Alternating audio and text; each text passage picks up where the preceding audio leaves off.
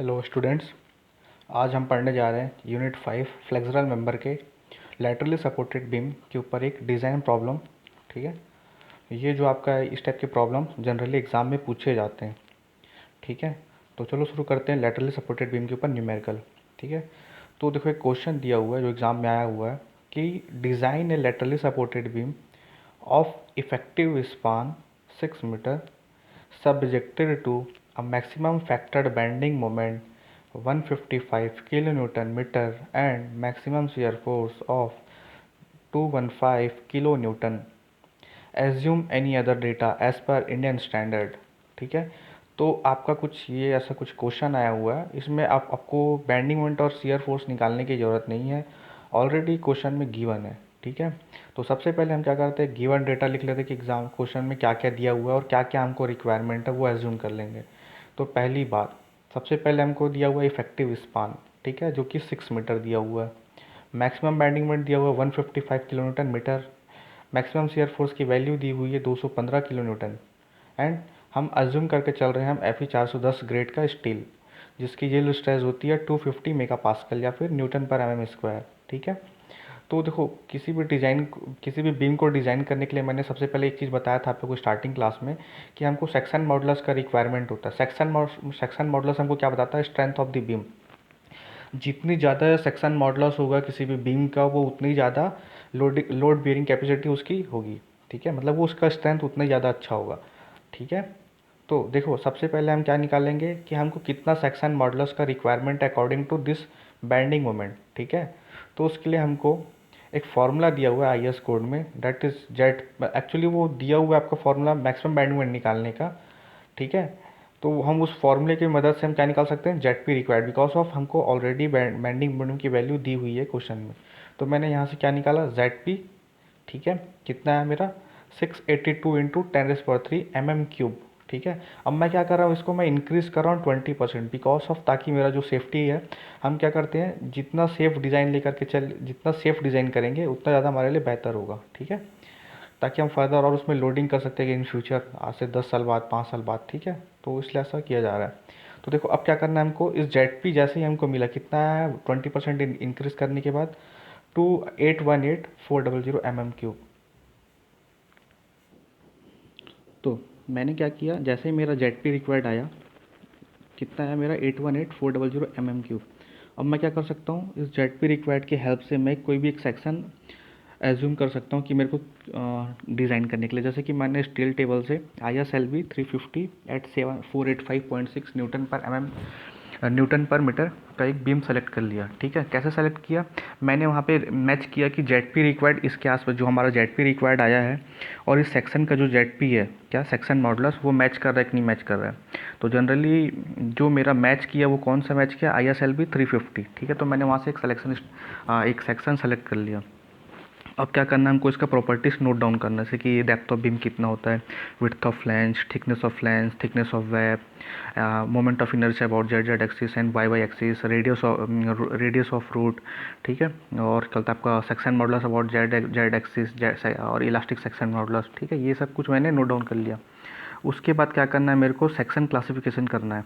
ठीक है, अब सेक्शन क्लासीफाई करने के लिए देखो हमारे पास ना एक टेबल दिया हुआ है। कौन सा टेबल दिया हुआ है, टेबल नंबर 2 पेज 18 IS 800/2007 में। जैसे कैसे दिखता हो टेबल, मैं आपको बता देता हूँ। ये होती है ऐसा टेबल, उसमें लिखा हुआ है टॉप पे table 2 limiting width of thickness ratio. ठीक है, ये आपका पेज मिलेगा आपको पेज 18 पे।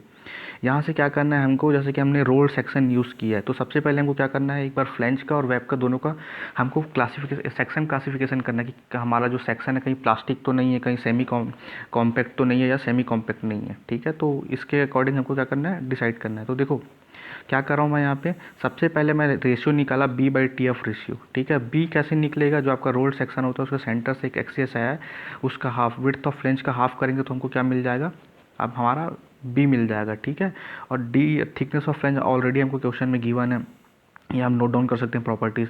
फिर क्या करना है, मेरे को B/TF का रेशियो लेना है। ठीक है, उसको चेक करना है कहाँ से, इस टेबल से। तो देखो यहाँ पे एक लिखा हुआ है B बाई, ये किसके लिए बोल रहा हूँ मैं, कंप्रेशन फ्लैंज के लिए। ठीक है, कंप्रेशन फ्लैंज ये वाला, देखो यहाँ पे एक B/TF का एक रेशियो दिया हुआ है। ठीक है, तो देखो इसके हेल्प से हमको क्या करना है कि अगर वो 9.4 एप्सिलॉन से कम, एप्सिलॉन क्या होता है 250/250 अंडर रूट, ठीक है।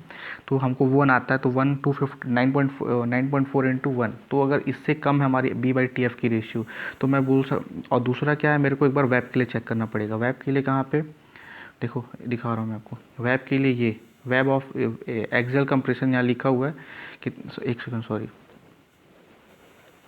ये आपका दिया हुआ है वेब ऑफ, ये ठीक है, ये दिखा neutral axis at mid depth. यहाँ पे D/TW की आपको रेशियो चेक करना है, अगर वो 84 एप्सिलॉन से कम, या फिर 105 एप्सिलॉन से कम है, या फिर 126 एप्सिलॉन से कम है, तो हम बता सकते हैं कि सेक्शन कौन सा है, प्लास्टिक है कि कॉम्पैक्ट है कि सेमी कॉम्पैक्ट। तो देखते हैं चेक करके, ठीक है। तो मैंने चेक किया, तो मैंने क्या देखा, B/TF का जो रेशियो है 9.4 एप्सिलॉन से कम है, ठीक है। और जो D/TW का जो रेशियो है वो किससे कम है, 84 एप्सिलॉन से। तो मैं कह सकता हूँ कि जो मेरा सेक्शन मैंने एज्यूम किया हुआ है वो प्लास्टिक सेक्शन, मतलब सबसे बेस्ट सेक्शन है, ठीक है। अब मेरे को क्या करना है, इसकी शियर कैपेसिटी चेक करनी है, किसकी, आपके आई सेक्शन की, और उसका वेब बकलिंग चेक करना है। तो उसके लिए हम चेक लगाते हैं। सबसे पहला चेक होगा वेब बकलिंग का, तो D/TW। तो वेब बकलिंग के लिए हमको क्या करना है, पेज 53 क्लाउस 8.2.1.1 के अकॉर्डिंग D/TW का अगर रेशियो 67 एप्सिलॉन से कम आता है, तो हम कह सकते हैं कि जो हमारा वेब बकलिंग नहीं होगा, मतलब शियर बकलिंग नहीं होगा आपके वेब में, ठीक है। तो जनरली हम रोल सेक्शन इसीलिए डिज़ाइन, रोल सेक्शन का काम ही यही है कि इन सब जितने भी आपके ये फेलियर्स हैं इनको कवर किया गया, उसमें उसके अकॉर्डिंग उसको डिज़ाइन किया जाता है, ठीक है। तो यहाँ से मेरा वेब बकलिंग भी सेफ़ हो गया। ये आपको क्लाउस पढ़ना पड़ेगा जा करके, पेज 53 में मैं आपको दिखाता हूँ, रुको। ये आपका दिया हुआ देखो यहाँ पे, जैसे कि लिखा हुआ है 8.1.1 में, section with web susceptible to shear buckling before yielding when the flanges are plastic, compact or semi compact but the web is susceptible to shear buckling before yielding D/TW। देखो आपको यहाँ पे एक सुधार करना पड़ेगा। यहाँ पे आपके मेरा D/TW का जो रेशियो है क्या बोल रहा है, लेस देन और इक्वल टू 67 एप्सिलॉन, इसको आप लोग सुधार लीजिएगा, ठीक है। The design bending strength shall be calculated using one of the following, ठीक है। तो देखते हैं अभी इसके बाद क्या करते हैं। तो देखो अब मैंने क्या किया, वेब बकलिंग चेक कर लिया। तो जो वेब बकलिंग है वो हमेशा किससे 67 एप्सिलॉन से कम आ रहा है। कह सकता हूँ कि यहाँ पे रिक्वायरमेंट नहीं है शेयर बकलिंग का, ठीक है। वेब में शेयर बकलिंग नहीं होगा। उसके बाद शेयर कैपेसिटी, ऑफ सेक्शन की शेयर कैपेसिटी कितनी है, ठीक है। तो शेयर कैपेसिटी हम निकालेंगे by the help of page 59 clause 8.4, ये आपको वहाँ से मिल जाएगा, ठीक है। तो उसके बाद हम यहाँ से क्या निकाल लेंगे, वीडियो, और चेक कर लेंगे क्या हमारे जो मैक्सिमम शेयर फोर्स है इससे कम है कि नहीं है। तो इसके आगे का स्टेप्स मैं आपको नेक्स्ट लेक्चर, वीडियो लेक्चर में आपको बताऊंगा। तो थैंक यू।